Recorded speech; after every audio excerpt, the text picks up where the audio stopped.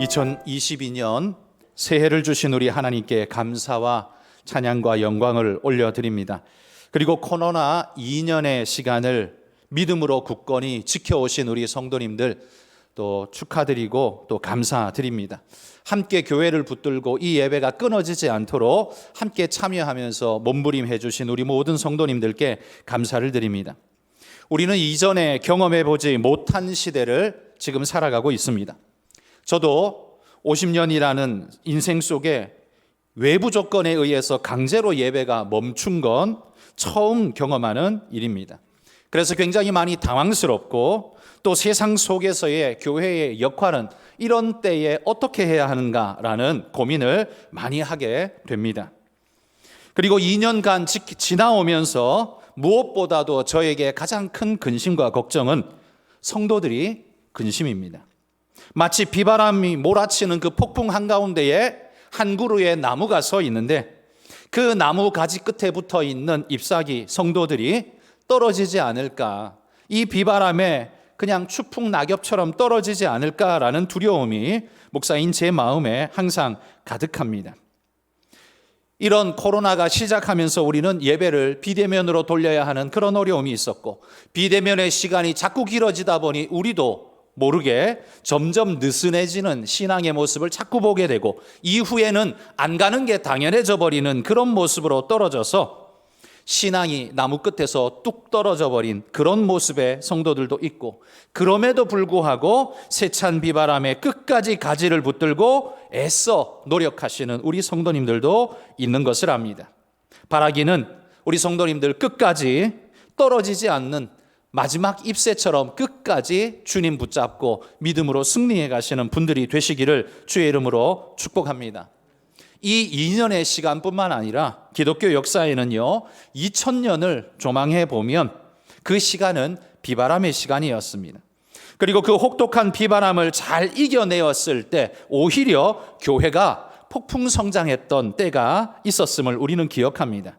그러므로 오늘의 이 비바람은 우리를 떨어뜨리는 요소로도 작동하지만 반대로 오히려 우리를 성장시키는 요소로도 작동한다, 그렇게 생각하시고 여러분, 전자가 아니라 긍정의 후자의 역할을 잘 감당했을 수 있기를 소망합니다.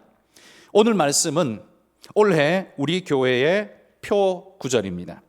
올해 우리가 무엇에 집중할 것인가를 잘 보여주는 말씀인데요, 올해 우리는 코로나 때문에 떨고 흩어지고 모이지 못하여 분산되어 버렸던 그 과거의 시간을 뒤로 하고 이제는 모여서 신앙의 불을 더 뜨겁고 강렬하게 피워나가는 그런 일에 함께 열심을 내자, 그런 의미에서 오늘 이 주제를 삼고 주 안에 하나됨을 이루자, 주 안에 예배 공동체로 하나 되고 사랑 공동체로 하나 되자는 그런 마음으로 이 표를 잡고 우리가 달려나가기를 소망합니다. 무엇보다 성도 여러분, 코로나는 우리의 주인이 될 수가 없습니다. 내 삶을 지배하고 장악하고 핸들링하는 그 주된 요소가 코로나가 아니어야 한다는 말입니다. 코로나의 상황이라 할지라도 오직 내 삶과 생명의 주인은 하나님이시며 주님이 내 인생을 여전히 핸들링하고 계신다. 코로나가 내 인생을 핸들링하는 게 아니라 주님이 내 인생을 지금도 핸들링하신다. 이 사실을 굳게 믿고 흔들리지 않기를 소망합니다. 이걸 지켜내셔야 합니다. 세상이 밀어낸다고, 코로나가 두렵다고 거기에 등 떠밀려서 무너지고 쓰러지면 우리는 세상 속에서 아무것도 할 수 없는 미련한 존재가 될 수밖에 없습니다. 그러면 그럴수록 사탄은 더욱더 우리를, 그런 일들을 많이 일으켜서 유혹의 구렁텅이로 우리를 빠뜨리게 될 것입니다. 그러므로 우리는 오늘 본문을 바라보며 어떤 시대, 어떤 나라에 산다 할지라도 그리스도인이라면 반드시 삶의 핵심으로 삼아야 할 오늘 그리스도의 삶의 수칙, 우리에게 하시는 명령, 이 말씀을 오늘 우리가 25절만 읽었지만 22절부터 25절에 나오는 말씀을 가지고 세 가지로 주님의 명령을 함께 마음에 새기기를 소망합니다. 먼저 첫 번째는요, 22절 끝에 보면 이렇게 명령합니다. 나아가라, 이렇게 명령하고 있습니다. 여러분, 성경은 우리 그리스도인들에게 인생의 풍랑과 아픔이 가로막는다 할지라도 앞으로 전진할 것을 우리에게 명령하고 계십니다. 우리는 주저앉아 있거나 우물쭈물 그런 삶을 살아서는 안 됩니다. 우리는 나아가는 삶을 살아야 합니다. 어디로 나아갈까요? 그건 바로 하나님을 향하는 삶으로 나아가야 합니다. 삶의 지향점이 하나님이 되어야 한다는 말입니다. 코로나가 떠밀어낼 때 어디로 갈지 몰라 우물쭈물 하는 게 아니라 우리는 떠밀려가는 존재가 아니라 코로나가 있든 말든 하나님을 향해 달려가는 존재, 나아가는 존재라는 사실을 잊지 마십시오. 결정적인 순간에 우리를 흔들어 제끼는 것이 돈이 아니라 오직 하나님이시고 우리의 신앙이 우리를 붙들고 있다는 사실을 기억하고 그게 우선순위라는 사실을 잊지 말아야 합니다. 세상이 아무리 세속화되어 시간이 많이 지났다 해도요, 여러분 무슬림들에게 돼지고기를 강요하는 사람은 없습니다. 그리고 강요한다고 그들은 먹지도 않습니다. 오히려 화를 낼 겁니다. 왜냐하면 그들은 그들의 율법에 단호하기 때문입니다. 그런데 여러분, 세상이 그리스도인들에게는 수많은 것들을 강요합니다. 왜 그럴까요? 그 강요를 멈추지 않습니다. 왜일까요? 물렁하기 때문 아닐까요? 신앙을 굳건하고도 분명하게 지켜야 된다는 그 인식이 무슬림들은 확고한데 기독교인들은 아주 물러터져서 하든지 말든지 거의 이런 수준으로 무너졌기 때문에 세상이 이것저것 쉽게 그냥 찔러대고 있는 건 혹시 아닐까요? 우리 믿음의 조상들이 우리에게 보여준 삶의 모습은 그렇게 물렁한 삶이 아니었습니다. 세상 나그네의 삶을 살면서 오직 하나님만 바라보며 달려가는 그런 삶을 우리 믿음의 선조들은 살았습니다. 동방 박사들이 별 보며 찾아가듯 우리 믿음의 선조들은요, 오직 하나님만 바라보며 그의 인생길, 누가 뭐라고 말해도 세상의 풍습이 어떠해도 하나님이 내 풍습, 하나님이 내 중심이라고 살아갔던 존재들이란 말입니다. 아브라함을 생각해 보십시오. 갈 바를 알지 못하나 오직 하나님의 약속만 바라보며 그 촌동네, 그 촌구석 가나안 땅으로 묵묵히 걸어갔습니다. 순종했습니다. 요셉은 또 어떻습니까? 그 역경 속에서도 오직 하나님만 바라보며 자신의 삶의 방향성이 하나님이다라는 사실을 잊지 않았습니다. 억울해도 잊지 않았고 불리해도 잊지 않았고 언제든지 잊지 않고 항상 그 길을 걸었습니다. 다니엘은 또 어떻습니까? 다니엘은 포로로 끌려간 가장 나약한 상태에 있었음에도 불구하고 자기 삶의 주인이 없는 것이 아니라 주인이 분명히 살아계신다는 걸 천명하면서 살았던 그 존재, 그게 바로 다니엘이었습니다. 여러분, 성경에 나오는 모든 그리스도인들은 한마디로 말해서 다 주바라기였습니다. 해바라기가 언제나 해를 바라고 따라가는 것처럼 언제나 주를 바라며 따랐다는 거예요. 그런데 여러분, 그런 주바라기들이 주님 바라보는 걸 멈추는 순간 어떻게 됩니까? 더 이상 주님 바라보지 않는 순간 어떻게 됩니까? 해바라기들은 해를 보지 않으면 죽고 시들고 죽게 될 겁니다. 부패하고 썩어질 겁니다. 마찬가지로 우리가 주님 바라보는 걸 멈추는 순간 무엇이 죽습니까? 우리의 영혼이 죽습니다. 육체는 멀쩡히 살아있는 것 같은데 우리 영혼이 죽는다는 말입니다. 주님과 우리의 영혼은 생명으로 연결되어 있음을 잊지 마십시오. 그리스도인들이 세상을 사랑하여 세상으로 나아가면 그냥 소금 기둥이 될 뿐입니다. 세상이 좋아하고 존경해주고 야 우리하고 발 맞춰주는 너는 참 매너 있는 사람이야 라고 존중해 줄 것 같습니까? 아닙니다. 롯을 생각해 보십시오. 롯이 소돔 땅에 들어갔을 때 소돔과 발 맞추어 그들의 문화 속에서 살았을 때 소돔 사람들은 롯을 존중해 줬습니까? 롯을 존경해 줬습니까? 아닙니다. 오히려 무시하고 짓밟았습니다. 마치 맛 잃은 소금처럼 버려지고 밟힐 뿐이었습니다. 그런데 반대로 롯 아닌 아브라함을 보십시오. 아브라함은 똑같은 나그네로 살았지만 아브라함은 주변인들에게 전혀 다른 대우를 받고 있습니다. 창세기 23장 6절 말씀입니다. 읽어봅시다. 내 주여 들으소서. 당신은 우리 가운데 있는 하나님이 세우신 지도자이시니 우리 묘실 중에서 좋은 것을 택하여 당신의 죽은 자를 장사하소서. 우리 중에서 자기 묘실에 당신의 죽은 자 장사함을 금할 자가 없으리이다. 롯이 소돔 땅에서 사람들아 그렇게 하지 말라라고 말했을 때 그들이 뭐라고 말한 줄 아십니까? 네가 지금 굴러 들어온 주제에 우리의 재판장이 되려느냐 하면서 윽박지르고 폭력을 행사하려 했습니다. 그런데 지금 아브라함에게 이 주변 사람들이 아브라함에게 뭐라고 말하는지 보십시오. 방금 읽은 이 구절 이렇게 시작합니다. 내 주여 들으소서.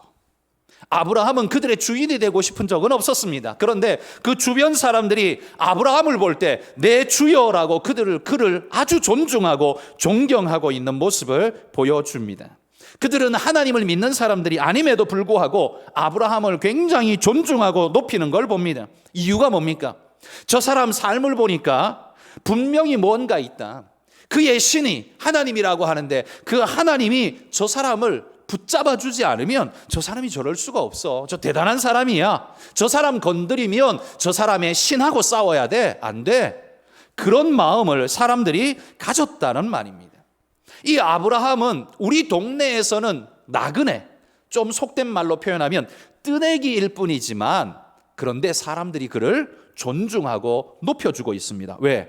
우리 마음대로 할 수 있는 존재가 아니라는 걸 알았죠. 우리가 말한다고 그냥 쉽게 바뀌는 사람이 아니라는 걸 알았기 때문입니다. 그런데 여러분, 21세기 오늘을 살아가는 나는 어떻습니까? 그리스도인이라고 말하면서 오늘을 살아가는 나는 어떻습니까? 세상이 시키는 대로 이리저리 쉽게 휘둘리지 않습니까? 돈만 주면 하나님도 팔아버리고 예배도 건너뛰는 충분히 그럴 수 있는 존재로 오늘 우리가 그렇게 살지 않습니까? 그렇다면 우리는 너무나 불이기 쉬운 존재 아닐까요? 그러면 우리가 그들 말 잘 들어줬다고 우리를 인정할까요? 결코 그렇지 않습니다. 절대로 그렇지 않습니다. 우습게 여깁니다. 그리스도인이 그리스도라는 중심을 삶에서 잃어버렸을 때 그 사람이야말로 가장 무가치하고 가벼운 삶이 될 수밖에 없는 겁니다. 세상도요, 그런 사람 싫어합니다. 중심도 없고 가짜라고 그런 사람 싫어합니다. 소돔이 롯을 무시한 것처럼 여러분, 오늘 이 시대 사람들이 그리스도인인 우리를 무시하고 버릴 것입니다. 그러므로 여러분, 시선을 잃지 마십시오. 하늘을 향한 우리의 시선을 절대 잃어버려서는 안 됩니다. 코로나가 아니라 코로나 할아버지가 와도 주님을 향한 여러분의 신앙은 요동함이 없다라고 크게 외치면서 여러분 믿음으로 그 자리를 지켜가시기를 소망합니다. 코로나가 오니까요 쑥 떠밀려 가지고 교회의 절반의 사람들은 우르르 다 어디로 가버렸는지 다 사라져 버렸습니다. 우리 주변의 사람들의 건강을 지켜야 하기 때문에 우리가 제도적으로 어쩔 수 없이 비대면으로 드리겠습니다 라고 해서 비대면으로 드리는 건 어쩔 수 없지만 지금 같은 상황을 보십시오. 우리가 거의 다 백신을 맞았기 때문에 예배 드리는데 제약은 없습니다. 예배할 수 있습니다. 그런데 그럼에도 불구하고 꿋꿋이 여전히 예배에 나오지 않는 분들이 아직도 여럿 있다는 말입니다. 여러분, 그 뒤에 숨지 마십시오.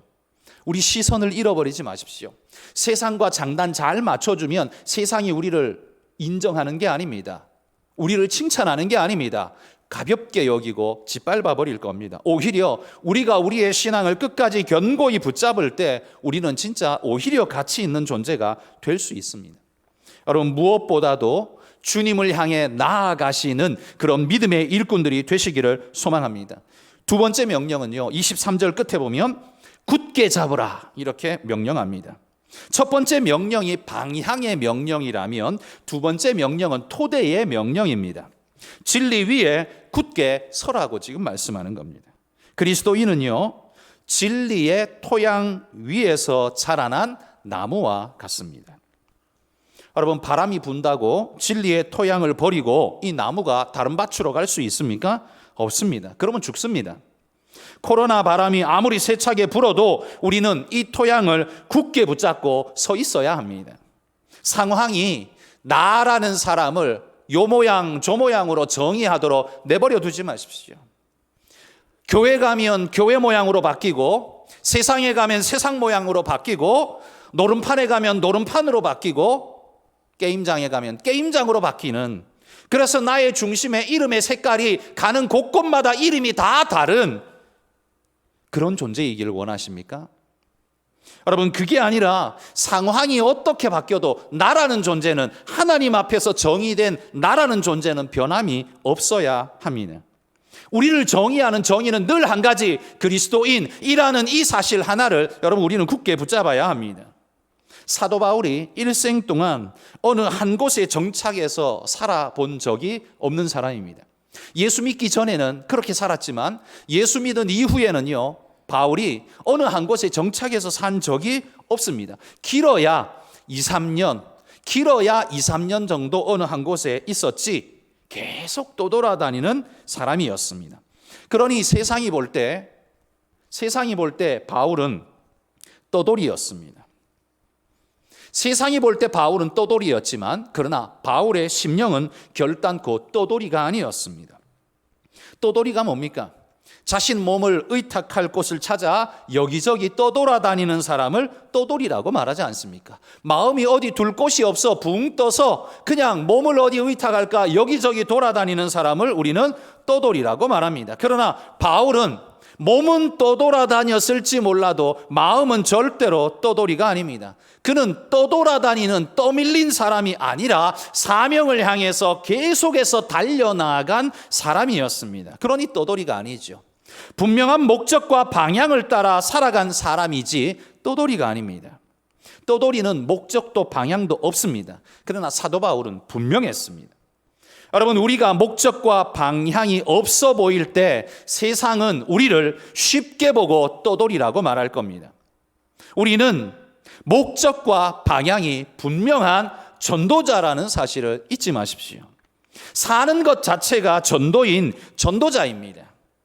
그러므로 여러분, 우리의 삶은 지금 이사를 여러 번 할지 모르나 직장이 여기저기 좀 옮겼을지는 모르나 우리의 삶은 헤매고 있는 게 아닙니다. 달려가고 있는 것입니다. 여러분, 우리의 삶이 정말 그런 아름다운 모습으로 잘 살고 있습니까? 그렇다면 여러분, 코로나 따위가 나를 밀어낼 수 없다는 것도 분명한 사실입니다. 믿으시길 바랍니다. 여러분, 마음속에 이런 다짐을 한번 해보십시오. 코로나 때문에 내 삶의 중심인 예배를 안 드려? 절대 그럴 수 없지. 여러분, 이렇게 생각해 보셨습니까?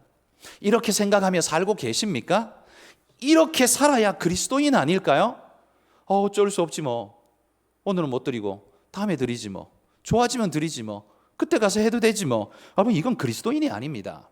교회 생활하는, 교회 다니는 사람이지 그 사람은 그리스도인이 아닙니다. 여러분, 우리는 예배에 대한 고집이 있어야 합니다.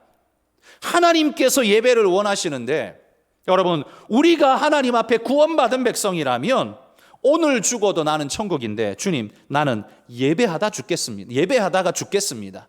그러면 예배하다가 주님께 가는 것이니까 이거보다 더 영광스러운 게 없습니다. 주님, 나는 예배하다가 죽겠습니다. 여러분, 이런 고백이 그리스도인에게 진짜 있어야 하지 않을까요? 이게 순교적 신앙 생활 아닐까요? 굳이 죽음의 길을 찾아가 일부러 죽으러 가는 것, 그건 옳지 않을지 몰라도요, 여러분, 예배를 지키기 위해서 여러분의 마음을 모으고 여러분의 결단을 분명히 하는 것, 이건 아름다운 일입니다. 우리가 진리의 뿌리 박은, 그리고 진리 먹고 자라난 나무라는 사실을 잊지 마십시오. 그곳을 벗어나면, 거기에서 뽑히면 우리는 사는 게 아니라 죽는 거라는 사실을 잊지 마십시오. 육신이 아무리 잘 살아봐야 내 영혼이 죽어버렸으면 더 이상 의미가 없는 겁니다. 좀비 아닙니까? 영적 좀비가 그런 겁니다. 우리는 영적 좀비로 살 수 없습니다. 진짜 신앙인으로 살아야 합니다. 그래서 오늘 우리에게 주님이 말씀하는 겁니다. 굳게 붙잡으라. 주님을 굳게 붙잡으라. 여러분, 예배와 신앙을 굳게 붙잡으시는 분들이 되시기를 축복합니다. 마지막 세 번째는요, 24절에 이렇게 권면합니다. 돌아보라, 이렇게 말합니다. 첫 번째가 방향을 이야기했습니다. 시선을 잃지 말고 그 방향으로 가라, 하나님께로 나아가라 라고 말했고요. 두 번째는 토대를 이야기했습니다. 진리의 뿌리 박은 우리라는 사실을 잊지 말라라는 것 말씀했습니다. 그리고 세 번째는 이제 주변을 돌아보아 사람들을 사랑하고 섬기고 베풀라 이게 세 번째 명령입니다. 돌아보라는 건 한 길 가다가 자꾸 뒤를 돌아보라는 말이 아닙니다. 주변을 돌아보고 그들을 섬기고 세워주라는 그 말씀입니다. 그래서 여러분, 그리스도인의 삶은요, 사는 것을 넘어서 살려주는 것이어야 합니다.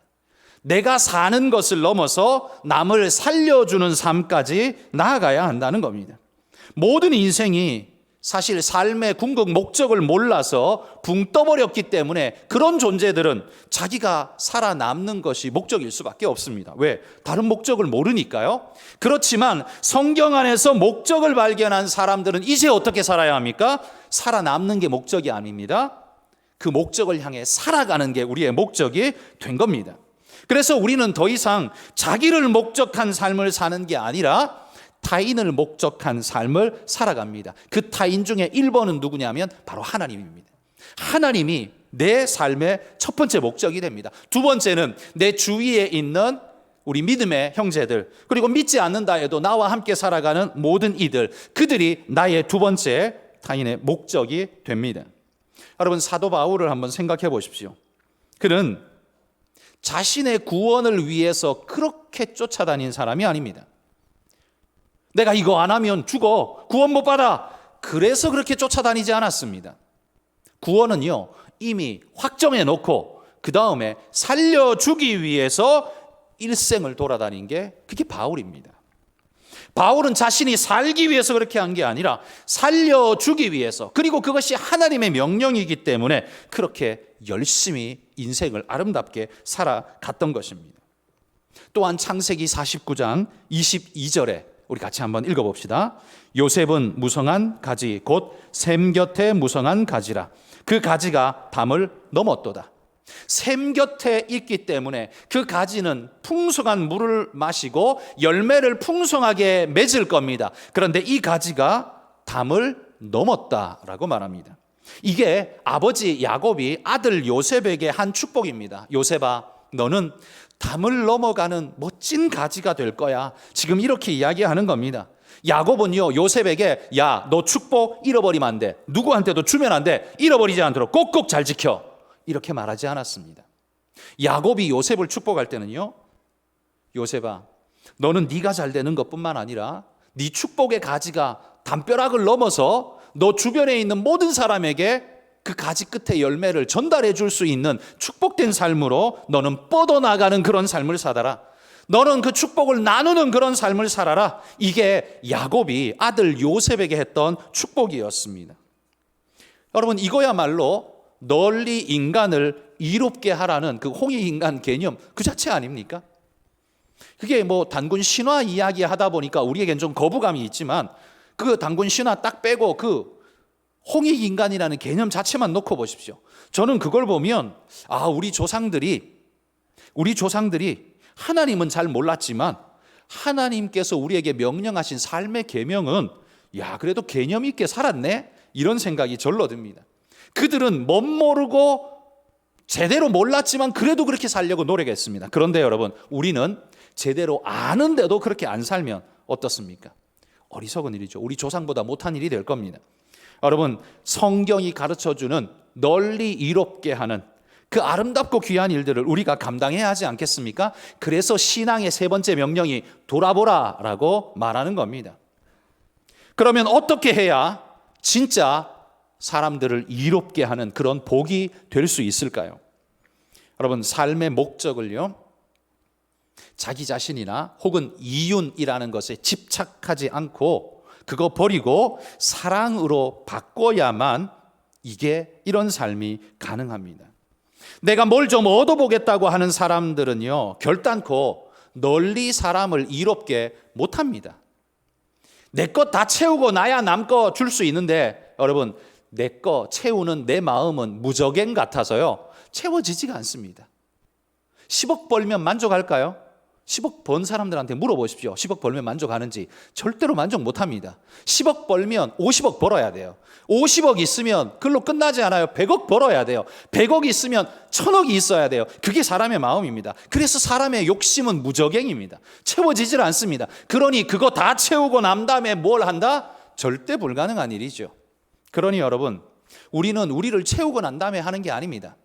하나님이 우리를 사실 이미 다 채웠습니다. 그거 믿고 가는 겁니다. 하나님이 우리 채우셨음을 믿고 가는 겁니다. 그래서 사랑으로 그들을 돌아볼 수 있는 여유가 믿지 않는 그들보다 우리에게 더 있어야 마땅하지 않겠습니까? 그러니 성경이 우리에게 말합니다. 서로 돌아보라. 그리고 위해주라. 그렇게 살라. 이것이 신앙의 명령입니다. 여러분, 내가 천국 가는 것만 집착하지 말고 내가 살아가는 동안 널리 이롭게 하는 이 일들을, 아름다운 일들을 열심히 행하다가 주님 앞에 가면 하나님이 얼마나 우리를 칭찬해 주실까요? 그런데 그 일을 하려면 반드시 사랑이 필요하다는 겁니다. 남을 이롭게 할 수 있는 유일한 동의는 사랑이어야 합니다. 우리 주님이 이걸 가장 선명하게 보여주지 않았습니까? 사랑으로 하는 것만이 사람을 널리 이롭게 할 수 있습니다. 의지가 그걸 가능하게 하는 게 아니라 진짜 사랑만이 그걸 가능하게 합니다. 우리 주님이 우리를 지극히 사랑하셨기에 하늘 보좌를 버리고 이 땅에 오시고 뿐만 아니라 십자가를 지시기까지 주저하지 않을 수 있었던 것, 그건 사랑 때문이었습니다. 이 모든 일들이 오직 우리를 향한 지극한 사랑 때문에 가능한 일이었습니다. 그렇다면 우리가 주님의 제자라면 우리 삶의 목적을 잘 사는 것에 두고 살아간다면 이건 수치가 될 것입니다. 잘 사는 게 나쁜 일은 아닙니다만, 그러나 여기 머물러 버린다면 그건 우리의 오히려 부끄러움이 될 겁니다. 그걸 넘어서서 사랑으로 바꾸라라고 말씀합니다. 돌아보라는 하나님의 명령을 진짜 나를 향한 명령으로 받으신다면 우리 성도 여러분, 섬김을 포기하지 않고 믿음으로 그렇게 행하며 살아가시기를 소망합니다.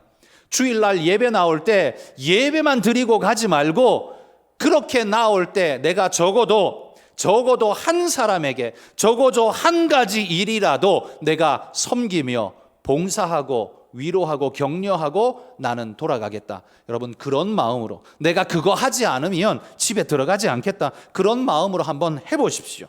그래서 예배만 드리지 말고요, 예배 드린 다음에 힘들고 어려운 분 찾아가서 다독여 주시고 손 한번 꼭 잡아주시고 한번 안아주시고 격려해 주시고 위로해 주시면 그 사람이 얼마나 큰 위로를 얻겠습니까? 여러분, 그것이 예배의 확장이어야 되지 않겠습니까? 그게 아름다운 우리의 삶이어야, 그게 신앙이어야 하지 않겠습니까? 예배만 잘 드리는 신앙인, 그건 뭔가 모자란 것입니다. 거기에서 더 나가서 그의 삶이 사랑이 되어질 때 하나님의 아름다움을 온전히 전하는 자가 될 것입니다. 그래서 사도 베드로는 우리에게 이렇게 또 명령합니다. 베드로후서 1장 5절에서 7절인데요. 읽어봅시다. 그러므로 너희가 더욱 힘써 너희 믿음의 덕을, 덕의 지식을, 지식의 절제를, 절제의 인내를, 인내의 경건을, 경건의 형제 우애를, 형제 우애의 사랑을 더하라. 여러분, 우리가 믿음이 있다고 할 때 그 믿음이 그냥 덩그러니 믿음만 놓여 있으면 안 됩니다. 거기에 뭘 더하라고요? 믿음의 덕을 더하라 라고 말합니다. 그리스도인이 덕스러워야 합니다. 그리스도인이 표독스러우면 신앙 다 갉아먹고요, 전도가 안 됩니다. 믿음의 덕을 더하지 않으면 아름다움이 나타나지 않습니다. 믿음의 덕이 있어야 아름다워집니다. 그리고 그 덕은 참된 지식을 근본으로 합니다. 그래서 덕에 지식을 더해야 합니다. 알고, 바른 길을 알고 덕을 행할 수 있어야 합니다. 그리고 그 지식은 절제를 더해야 합니다. 절제가 없는 지식은 뭐가 됩니까? 교만하게 되고 결국 부패하게 되어 있습니다. 그리고 그 절제함은 인내가 있어야 합니다. 잠깐 절제하고 마는 게 아니라 인내로서 꾸준히 절제할 수 있어야 합니다. 인내가 절제를 고귀하게 만들 것입니다. 그리고 그 인내는 경건에 기초해 있어야 합니다. 왜 참을 수 있습니까? 우리가 왜 인내해야 합니까? 그 기초가 거룩에 있기 때문에, 하나님께 있기 때문에 우리는 인내합니다. 여러분, 이런 분명한 믿음의 모습이 있을 때 우리 믿음이 진짜 빛날 수 있는 거예요. 그리고 그 경건함은 형제 우애를 위해서 해야 합니다. 경건하다라고 말하는데 형제 우애는 전혀 없었던 사람들이 있었죠. 바리새인입니다. 여러분, 우리는 바리새인을 종교인이라고 구분하지만 사실은 그 시대 바리새인들은 종교인이기도 했지만 사실은 정치인이었습니다. 왜 정치인입니까? 바리새인과 사두개인이 그 당시 유대 사회를 반분하는 주도적인 존재들이었는데, 한마디로 말하면 하나는 사두개인은 여당이고요, 바리새인은 야당 같은 존재였습니다. 제사장이 사두개인에서 나왔기 때문에 사두개인은 늘 여당 같은 존재고요, 바리새인은 그와 견제하는 야당 같은 존재였어요. 그들이 원하는 게 뭐였습니까? 사람에게 보이려고.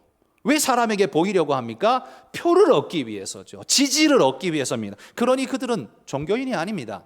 그들은 정치인입니다. 바리새인들은 정치인이었습니다. 그러니 그들의 경건함이 의미가 없는 거지요. 정치인이니까요. 그들의 경건은 진정한 형제 우애를 가지고 있지 않기 때문입니다. 단지 사람들의 표만 원하기 때문입니다. 그런데 그 형제 우애는 사랑에 기초해야 한다고 말합니다. 그래서 결국 보십시오. 믿음이 믿음 되려면 결국 뭐가 필요해요? 사랑이 없으면 믿음이 믿음 되지 않는다는 겁니다. 사랑이 없으면 믿음이 믿음 되지 않습니다. 열심히 수십 년을 교회 다니셨습니까? 예배에 안 빠지셨습니까? 그런데 사랑이 우리에게 없다면 무엇으로 우리의 믿음을 증명하시겠습니까? 교회 다닌 걸로 증명하시겠습니까? 의미 없습니다. 여러분의 삶으로 여러분 주변인들에게 증명하셔야 합니다. 그리고 하나님께서 그걸 공인해 주셔야 합니다. 그럴 만한 신앙의 모습이 우리에게 있는가를 한번 우리가 돌아보기를 소망합니다. 여러분, 2022년 올 한 해는 우리 성도님들이 주 안에 하나됨을 이루기 위해서 모이기를 힘써 노력하시기를 축복합니다. 여러분, 그 어떤 짐승도요, 아무리 빨리 뛰고 오래 뛰어도 샘물 먹으러 오지 않으면 다 죽습니다. 여러분이 아무리 오래 신앙생활 했어도 교회에 이 영적 샘이 되는, 이 말씀의 샘이 되는 이 교회에 말씀의 샘을 먹으러 오지 않으시면 죽어버릴 수밖에 없습니다. 여러분, 교회를 쉽게 여기지 마십시오. 세상이 쉽게 여긴다고 성도들마저 교회를 쉽게 여기고 발길로 차고 다니면 우리 주님이 슬퍼하십니다. 교회는 그렇게 무가치한 게 아닙니다. 교회는 고귀한 것입니다. 말씀이 전해지는 이곳은 생명같이 고귀한 것입니다. 생각해 보십시오. 교회가 지구상에 싹 사라졌다고 생각해 보십시오. 여러분 신앙 유지할 수 있습니까? 여러분 천국 갈 수 있겠습니까? 교회가 없는데 복음 전함이 가능할까요? 조직은 없어도 신앙은 가능하죠. 예, 논리적으로는 가능합니다. 근데 현실적으로 진짜 그게 가능할까요? 생각해 보십시오. 이 교회가 여러분을 떠받쳐주고 있는 진짜 신앙의 요람이라는 사실을 잊지 마십시오. 그거 사라지고 나면 아무리 큰 소리 쳐도, 아무리 부유해도, 아무리 여러분이 사회적으로 대단해도 정말 영혼이 썩어버린, 죽어버린 에스겔 골짜기의 마른 뼈 같은 상태로 널브러지게 될 것입니다. 그러니 여러분이 교회를 귀히 여기고 사랑하는 것, 여러분의 영혼을 사랑하는 것과 같습니다. 매우 중요한 일입니다. 여러분 하찮게 여기지 마시고 하나님의 귀한 은혜로 이 의식을 잊지 마시기를 소망합니다. 여러분 코로나에 걸리면 어디에 갑니까? 병원에 가야죠. 여러분의 영혼이 코로나 때문에 병들면 어디로 가야 됩니까? 병원에 가시겠습니까? 교회로 오셔야죠. 교회가 영적 병원이지 않습니까? 그러면 여러분들은 다 뭐 하는 사람들입니까? 여러분은 영적 간호사들입니다. 옆에서 돕고 보조하고 세워주는 그 역할을 해야 하는 영적 간호사들입니다.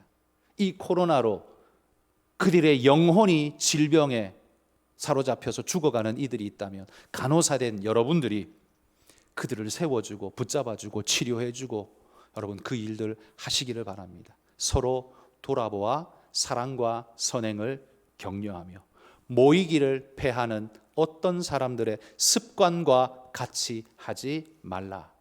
주님의 명령입니다. 올 한 해 여러분 이 말씀 굳게 지키며 믿음의 사명자의 삶 잘 살아가시기를 축복합니다.